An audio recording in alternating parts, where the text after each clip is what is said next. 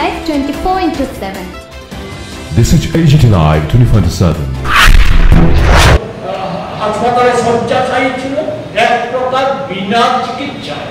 বিদ্যুৎ নিগম, বিদ্যুৎ মন্ত্রী বা ঠিকাদারি সংস্থা কেউই তার সুচিকিৎসার ব্যবস্থা করেনি, অথচ তার পরিবার বা অন্যান্যরা সকলেই বলছে সুচিকিৎসার সুযোগ পেলে পরে প্রাণ হারাতে হবে।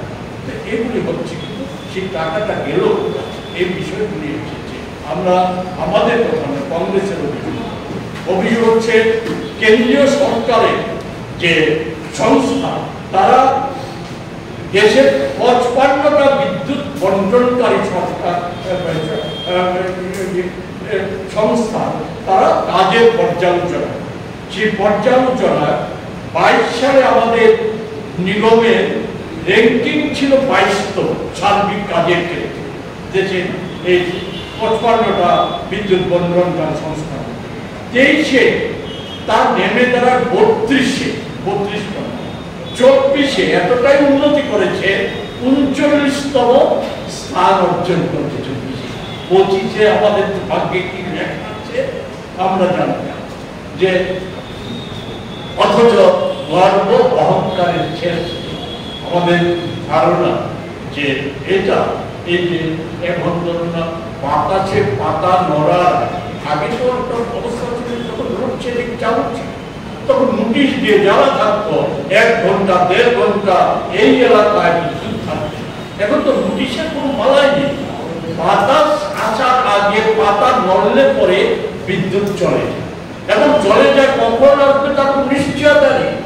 আগরতলার কথা আমি পরে 2 মিনিট আমি বলার চেষ্টা করবো। আমাদের ধোয়াই, কৈলাস শহর, সাবরুম, ওই সমস্ত জায়গাতে হাসপাতালগুলিতে দিনের পর দিন, ঘন্টার পর ঘন্টা বিদ্যুৎ থাকে না। জরুরি অপারেশন করতে হচ্ছে মোমবাতি জ্বালিয়ে, সেখানে টর্চের আলোতে অপারেশন করতে হচ্ছে। রোগীর চেহারা দেখতে সেখানে মোবাইল ফোনের যে আলো, সেই আলোকে ব্যবহার করে রোগীর চেহারা দেখতে হচ্ছে। এমনতর জায়গা নিয়ে গেছে তাকে বিদ্যুৎ নিগম। আমাদের আগরতলার মধ্যে জিবি হাসপাতালের ট্রমা সেন্টারে ঘন্টার পর ঘন্টা বিদ্যুৎ থাকে না, আইসিইউতে বিদ্যুৎ থাকে না। আমাদের সেখানে যে ডায়ালিসিস করার সময় বিদ্যুৎ পরিষেবা অচল হয়, বন্ধ হয়ে যায়। তারপরেও আমাদের মেনে নিতে হবে আমাদের রাজ্যে উন্নয়নের বন্যা হচ্ছে। আমাদের রাজ্যে মেনে নিতে হবে আমাদের সর্বক্ষেত্রে উন্নতি। কি চালু হয়েছে এর কৈফিয়ত দিচ্ছেন কিছুদিন আগে মন্ত্রী বলছেন নাশকতা, আগরতলা বিদ্যুৎ ক্রাইসিসের জন্য নাশকতা। আমি ধরে নিলাম আগরতলা বিদ্যুৎ ক্রাইসিসের জন্য নাশকতা। গোটা রাজ্য জুড়ে সেচের মেশিন দিনের পর দিন অচল হয়ে পড়েছে। এই তীব্র দাবদাহের দিনে আমাদের কৃষকরা ফসল নষ্ট হয়ে গেছে, সেচের মেশিন চালানো যাচ্ছে। এই জায়গায় দাঁড়িয়ে আমরা আমাদের ধারণা যে এগুলির পেছনে একটা গভীর পরিকল্পনা কাজ করছে। যে পরিকল্পনা হচ্ছে একটা সময় এসে দেখাবে বিদ্যুৎ নিগম সমস্ত দিক থেকে ব্যর্থ, হাজার হাজার কোটি টাকা দেয় না, একে আর চালিয়ে রাখা যাচ্ছে না। একে হয়তো আবার কোনো বান্ধব, মুদি বান্ধব না হোক, আমাদের রাজ্যের ভাই বন্ধুদের মধ্যে কোনো বান্ধবকে নিয়ে এই বিদ্যুৎ নিগমটা হয়তো তাদের হাতে তুলে দেওয়ার একটা পরিকল্পিত চক্রান্ত বলেও হতে পারে। আমরা এটা অনুমান করছি। আমরা সেই জায়গায় দাঁড়িয়ে আমরা শুধু একথাটাই বলবো যে আজকে বলতে কোনো দ্বিধা নেই, যে আমরা লক্ষ্য করছি যে আমাদের এই বর্তমান বিদ্যুৎ মন্ত্রী, উনি আরেকটা দপ্তরের মন্ত্রী আছেন, আমি সে বিষয়ে যেতে চাই না, কিন্তু আমাদের অভিজ্ঞতা হচ্ছে কি যে উনি যে এই 23 সালের আগে উনি শিক্ষা দপ্তরের মতো একটা গুরুত্বপূর্ণ দপ্তর চালিয়েছিলেন। কিন্তু আমরা দেখেছিলাম যে শিক্ষা দপ্তরে আমাদের একেবারে যখন আর মাংস বেরিয়ে কঙ্কালসার চেহারায় দাঁড় করিয়ে দিয়েছিলেন। এখনো এই বিদ্যুৎ নিগমের পেছনে এই উদ্দেশ্যই হয়তো কাজ করছে। কারণ এটা আজকাল সর্বজন বিদিত হয়ে গেছে। আমাদের রাজ্যের মন্ত্রীরা তাদের এক একটা দপ্তরকে এটা কামধেনু গাভী হিসাবে ব্যবহার করছে বলে আজকে সর্বত্র প্রচারিত, মানুষের মধ্যে ধারণা জন্মে গেছে। এমন জায়গায় দাঁড়িয়ে আমরা প্রদেশ কংগ্রেসের পক্ষ থেকে আমরা আর বাকি বিষয় আমি আবার আপনাদের অনুরোধ করবো, আমাদের আরো কিছু বিষয় বলার ছিল, সেগুলো পরে সবাই নষ্ট করবো না, এটা আমাদের লিখিতভাবে আছে, এটা আপনাদের কাছে আমরা তুলে দিচ্ছি। আমরা দাবিটা আমরা কতটা লিখিতভাবে নেই, এটা আমাদের সাথে যুক্ত করে নেবেন যে আমরা বিদ্যুৎ নিগমে এই যে অচল অবস্থা, আর্থিক এই অবস্থা, দুরবস্থা, কেলেঙ্কারি, এই সমস্ত কিছু নিয়ে কোনো ব্যবস্থা এই তার আগে যে এমডি 200 কোটি টাকা বেরিয়ে বলে বিদ্যুৎ কিছু হয়নি, ফিটফুট চলে গেছে, কোনো ব্যবস্থা হয়নি। এই সব নিয়ে একমাত্র সরকারের এবং বিদ্যুৎ মন্ত্রীর যদি সততা থেকে থাকে একটা শ্বেতপত্র প্রকাশ করার জন্য আমরা দাবি জানাচ্ছি। এর পাশাপাশি আমরা আগামী অল্প কিছু দিনের মধ্যে রাজ্য জুড়ে আমরা এই বিদ্যুতের অব্যবস্থা নিয়ে আমরা রাজ্য জুড়ে প্রদেশ কংগ্রেসের পক্ষ থেকে আন্দোলন গড়ে তুলতে আমরা শুভেচ্ছা ও অভিনন্দন জ্ঞাপন করছি। আজকে আমাদের এই সংবাদ সম্মেলনে আমার সাথে উপস্থিত আছেন আমাদের রাজ্যের প্রদেশ কংগ্রেসের অন্যতম সহ সভাপতি শ্রী শান্তিরঞ্জন দেবনাথ। আমরা যে বিষয়টা নিয়ে আজকে আপনাদের দৃষ্টি আকর্ষণ করতে চাই সেটা হচ্ছে যে আমরা খুব কম কথাই বলব, যে আমরা সকলেই জানেন এটা আজকে দেশের প্রতিষ্ঠিত সত্য যে আমাদের দেশের কেন্দ্রের সরকার দেশের গুরুত্বপূর্ণ ক্ষেত্রগুলি, যেমন আপনার বেসরকারি পুঁজির মালিক কর্পোরেটদের হাতে তুলে দিচ্ছে। এক্ষেত্রে দেশের স্বার্থ রক্ষিত হচ্ছে না নানা উপায়। কখনো লাভজনক সংস্থা এটাকে ক্ষতিতে চলার ব্যবস্থা করে সে ক্ষতির বিষয়টা তুলে ধরে অলাভজনক সংস্থা হিসেবে চিহ্নিত করে স্বল্প মূল্যে বা বিনামূল্যে মুদি বান্ধবদের হাতে তুলে দিচ্ছে। তেমনি একটা আধুনিক দুনিয়া অত্যন্ত গুরুত্বপূর্ণ জনজীবনের সাথে গুরুত্বপূর্ণ প্রশ্ন ক্ষেত্র বিদ্যুৎ ক্ষেত্র। বিদ্যুৎ ক্ষেত্রকে বেসরকারি করে দেওয়ার লক্ষ্যে সরকার অনেকটাই অগ্রসর হয়ে গেছে।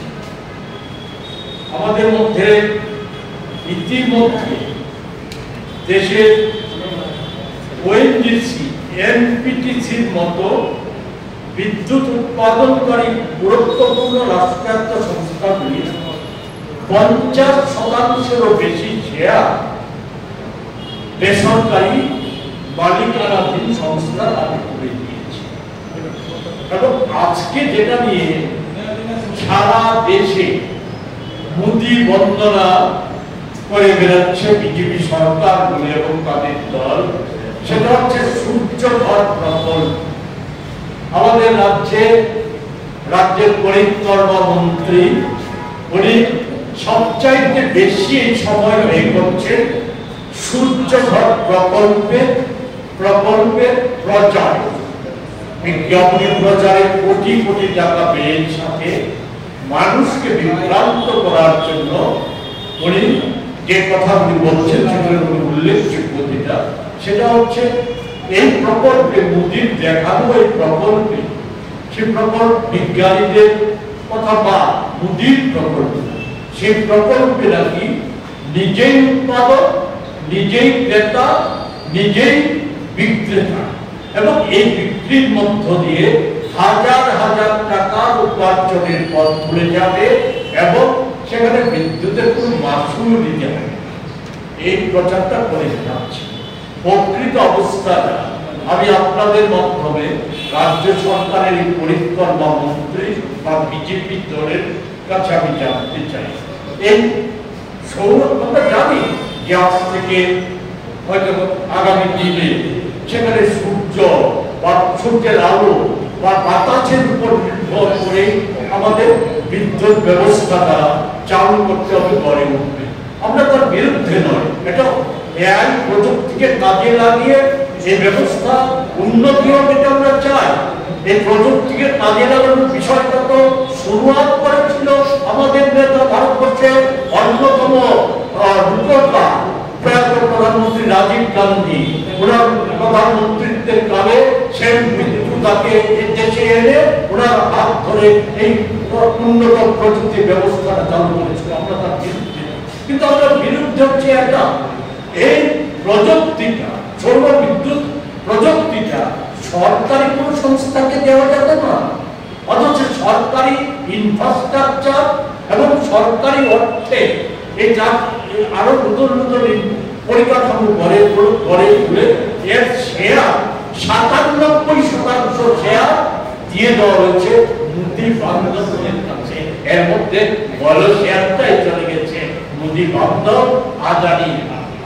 আমরা এক্ষেত্রে পরিষ্কারভাবে বিষয় জানতে চাই, সেটা বিষয় হচ্ছে হ্যাঁ সৌর বিদ্যুৎ, সূর্যের আলোতে বিদ্যুৎ এত তৈরি হবে সকাল থেকে বিকেল 5টা পর্যন্ত যতক্ষণ আলো থাকে। ওই সময়টা একজন সৌর বিদ্যুৎ প্রকল্প যার বাড়িতে যাকে কেন্দ্র করে হবে, সে যে জায়গায় হবে উনি হয়তো ব্যবহার করবেন। সেই ব্যবহার করে উদ্বৃত্ত বিদ্যুৎটা বিক্রি করার মতো যখন সর্বত্র সৌর বিদ্যুৎ হয়ে যাবে, বিক্রি করার মতো গ্রাহক থাকবে তো, বা পিক আওয়ার যখন সৌর বিদ্যুৎ তৈরি করার কোনো ব্যবস্থা থাকবে না, সূর্য অস্ত হয়ে গেলে কোনো ব্যবস্থা থাকবে না, সেই পিক আওয়ারে যখন বিদ্যুৎটা কিনতে হবে, সেই বিদ্যুৎটা কি মূল্যে উনি ন্যায্য মূল্যে কিনতে পারবেন তো? কারণ আজকে তো আমরা দেখছি বেসরকারি ক্ষেত্রগুলি, বেসরকারি ব্যবস্থা আজকে সরকারের নির্দেশ মানছে না, তারা বিদ্যুতের মূল্য তারা নির্ধারিত করে দিচ্ছে আমাদের রাজ্যে। আমরা কি দেখছি, আমি সারা দেশের উপমাকে নিয়ে আপনাদের আর বিরক্তি সাধনার বিষয়গুলির সাথে যুক্ত রাজ্য দেশে স্মার্ট মিটার চালু করা। বিশেষজ্ঞরা বলছে তার আগে যে মিটার ছিল স্মার্ট মিটারের সাথে তার কোনো ফারাক নেই, কোনো পার্থক্য। স্মার্ট মিটার চালু করার উদ্দেশ্য সাধারণভাবে পরিষ্কার তো কেউ করছে না। আমাদের বিদ্যুৎ সারা দেশের কথা আমাদের দেশে রাজ্যের বিদ্যুৎ নিগম বা মন্ত্রী স্মার্ট মিটার চালু করার ক্ষেত্রে পরিষ্কারভাবে বলছে না কি কারণ, কিন্তু যতটা আশা যতটা বলছে সেটা বিদ্যুৎ চুরি বন্ধ করা।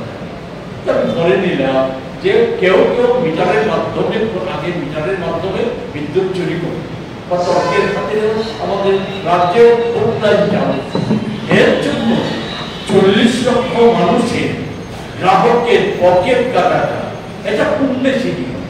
এটা কোন দেশ? এটা কোন রাজ্য? একজন 40 লক্ষ মানুষকে শাস্তি দিতে হবে। অথচ এই স্মার্ট মিটার আমাদের এই রাজ্যে এক একটা স্মার্ট মিটার সরকারকে কিনতে হচ্ছে 10,000 টাকা। এই স্মার্ট মিটার সরবরাহকারী সংস্থা তারা আমাদের রাজ্য থেকে 1000 কোটি টাকা নিয়ে গেছে। আমাদের প্রশ্ন, এই বিশেষজ্ঞরা বলছেন এই স্মার্ট মিটারের আয়ু হচ্ছে 7 বছর। 7 বছর পর এই মিটারটা পাল্টাতে গেলে পর সেখানে এই নতুন মিটারের মূল্যটা কে কাকে বহন করতে হবে? গ্রাহকদের কি না সরকার এটা বহন করবে? এই প্রশ্নটা।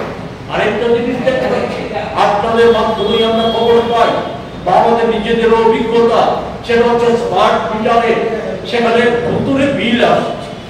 কোনো গ্রাহক যে কিছুদিন আগেও একটা পরিবার 300 টাকা তার সাধারণভাবে প্রতি মাসে বিল আসছে, সেখানে 51,000 টাকা বিল এসেছে।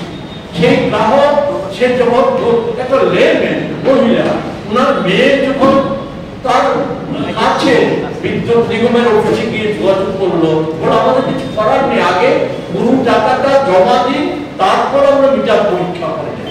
ফলে মেয়েটা অজ্ঞান হয়ে গেছিল।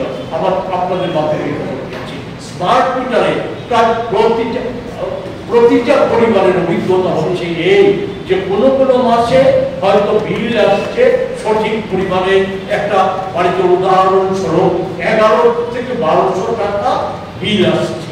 একই সময় ধরুন গরমের সময়কালে একই সময় বাড়িতে কোনো অনুষ্ঠানও হয়নি, অন্য অতিরিক্ত বিদ্যুৎ ব্যবহার করেনি, এসি মেশিনও লাগায়নি, কিন্তু বিদ্যুৎ বিল বেড়ে গেছে 700 থেকে 800 টাকা। নিগম পরিষ্কার করে এরকম বিল দিচ্ছে না, বিদ্যুৎ বিলটা পরিশোধ করতে হচ্ছে, পরিশোধ না করলে পর বিদ্যুতের লাইন কেটে দেওয়া হচ্ছে। এই সমস্ত পদক্ষেপগুলি সেখানে নিগম গ্রহণ করছে। এগুলি মানে এটা। তারপরে হচ্ছে এই স্মার্ট মিটারে আরেকটা বিষয় যেটা উচ্চারণ করেছে, এটা হচ্ছে ওই মোবাইলের মতো, এটাকে কি বলে, ওই রিচার্জ করার সিস্টেম চালু করেছে। রিচার্জ করার ক্ষেত্রে সেখানে অতিরিক্ত ওই ঠিক সময় রিচার্জ না করলে পরে পুনরায় কানেকশন নিচে গেলে পরে সেখানে অতিরিক্ত চার্জ দিতে হচ্ছে। এই এর ফলে আগরতলা শহরে হয়তো এই বিষয়টা এখন সেভাবে প্রিপেড সিস্টেম এখন সেভাবে চালু হয়নি, কিন্তু ত্রিপুরা রাজ্যের যে সমস্ত জায়গায় এই ব্যবস্থা চালু হয়েছে সেখানে একটা মানে প্রচন্ড ধরনের আর্থিক বঞ্চনার শিকার হচ্ছে গ্রাহকরা, তাদের পকেট কেটে নেওয়ার ব্যবস্থা করা হচ্ছে। এগুলির ক্ষেত্রে সেখানে বিদ্যুৎ নিগমের কোনো ভূমিকাই নেই।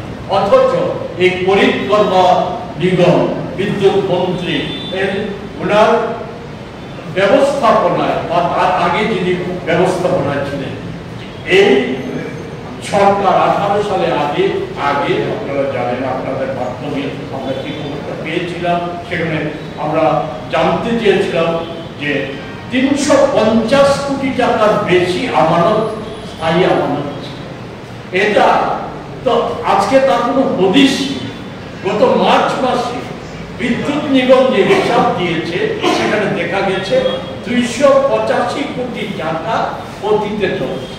প্রকৃত হিসাব হচ্ছে প্রায় কয়েক হাজার কোটি টাকা ক্ষতির পরিমাণ, কয়েক হাজার কোটি টাকা। আমাদের রাজ্যে বেসরকারি সংস্থাকে 5টা ডিভিশন দিয়ে দেওয়া হয়েছে। জানেন, একটা সংস্থা সেখানে কিছুদিন আগে সেখানে টাকা অপদার্থতা তো প্রমাণ করেছে, নানা রকম ভাবে ব্যর্থতা প্রমাণ করেছে। তারপর যে গ্রাহকদের টাকা বিদ্যুৎ নিগমের হিসাব অনুযায়ী 150 কোটি টাকা নিয়ে সম্ভবত ফিটকো সে চলে গেছে। আমাদের বিদ্যুৎ মন্ত্রী সংবাদ সম্মেলন করে বলেছেন ওনার এই সংস্থার সাথে কন্ট্রাক্ট বাতিল করে দিয়েছে। কিসের ভিত্তিতে? যে ওনার আর্নেস্ট মানি 10 কোটি টাকা আর্নেস্ট মানি ফরফিটেড করে দিয়েছে। বাকি 150 কোটি টাকা 10 কোটি টাকা ফরফিটেড করে দিলে পর ব্যাপারটা শেষ হয়ে গেল। এটাকে উনি পালিয়ে গেছেন না পালিয়ে যাওয়ার সুযোগ করে দিয়েছেন? এর পেছনে কি কোনো কিছু সমঝোতা আছে? যেমন প্রশ্ন উঠেছে 350 কোটি টাকা গেল কোথায়?